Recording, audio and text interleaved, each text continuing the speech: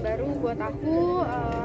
Seru awalnya sih, sempat agak ada kekhawatiran bisa nggak ya, karena aku sama Kak Sisi memang sedekat itu dan bisa dibilang kita nggak pernah berantem berat gitu, tapi di cerita ini sangat kebalikannya antara Sasa, Sisi dan Elsa sama Sandra yang ada di karakter ini. Jadi sempat ada kekhawatiran itu, tapi dibarengi dengan proses kita ada reading, terus kita makin mengerti sama karakter masing-masing, ya hasilnya alhamdulillah sih lancar.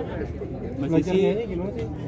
Belajarnya sebenarnya aku bisa nyanyi, kalau orang dibilang semua juga orang bisa nyanyi gitu, cuman ini kan kebutuhan khusus kan untuk film, jadi ya workshop aja waktu itu, mengenal lebih dalam lagunya gimana, terus gimana biar kita ngebawainnya biar bisa sampai gitu pesannya di dalam lagu itu. Ada belajar coach juga, coach. Kenapa? Ada coachnya juga buat diajarin nyanyi. Ada ya Kak? Ada coach. Sebenarnya bukan coach sih ya, cuma yang lebih ngejagain kita apa ya Emang sebutannya? produsernya sih sebenarnya. Iya.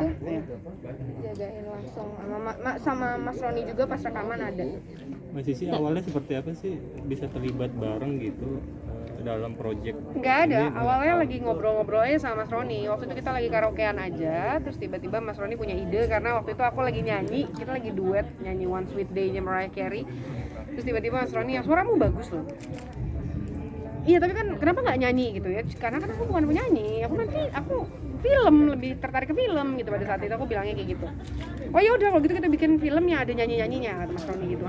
Ya udah, terus tiba-tiba dari situlah ternyata Mas Roni tidak melupakan ide perbincangan di tahun 2016 itu, dan akhirnya terjadi diseriusin, kita bikin backstage.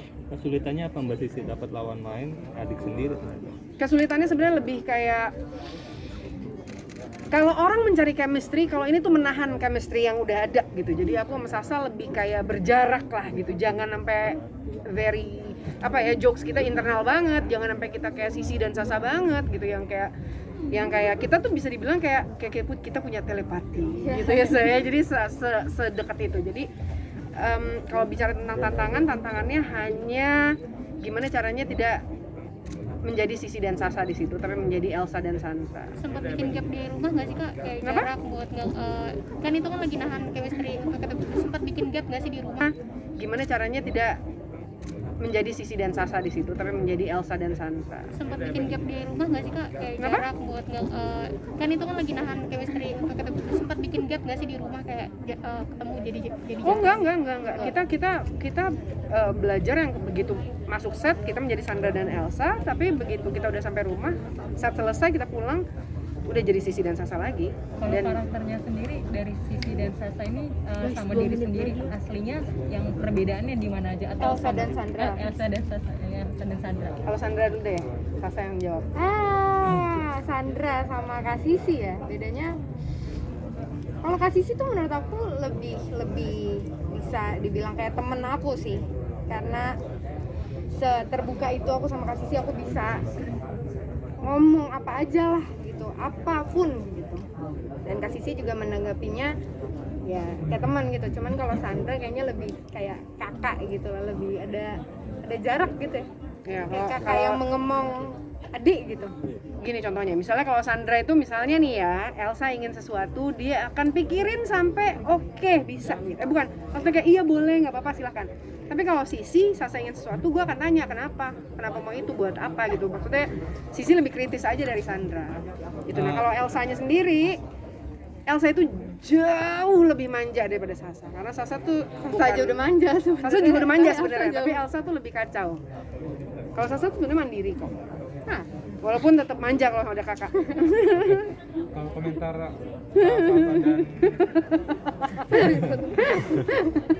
Tuh begini aja bisa ketawa, gimana coba syuting waktu itu? Oke, komentarnya dong Kak, akan tayang di Malaysia seperti apa? Sasa silakan. Baru tahu hari ini sebenarnya, kita nggak dikasih tahu apa-apa kemarin. Bangga sih tadi pas tahu bakal tayang di Malaysia.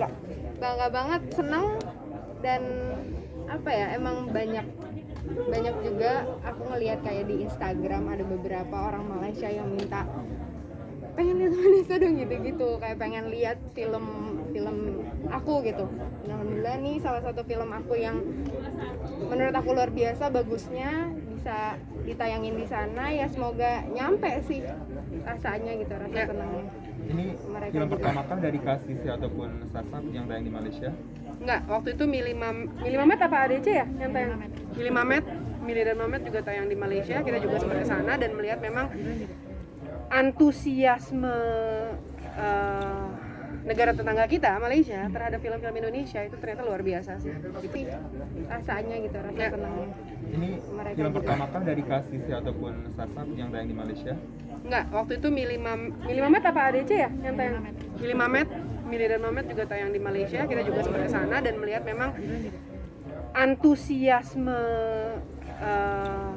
negara tetangga kita Malaysia terhadap film-film Indonesia itu ternyata luar biasa sih. Gitu sampai sekarang pun di Instagram segala macam ya masih ada gitu, maksudnya apa ya, teman-teman dari Malaysia yang suka menyapa kita juga gitu. Kasih Sudah terakhir pengen main bareng. ketagihan project bareng lagi nggak ke depannya? Sama ya.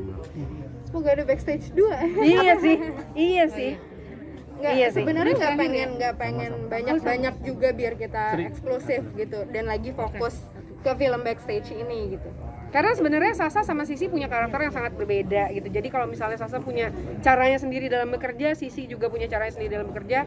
Alhamdulillah kita bisa dipersatukan di backstage di sini, benar-benar yang kayak mengenali gimana sih Sasa dalam bekerja, gimana sih Sisi dalam bekerja gitu ya. Kita tahu satu sama lain. Tapi kalau harapannya habis ini kita main bareng lagi, kita fokus ke backstage dulu aja.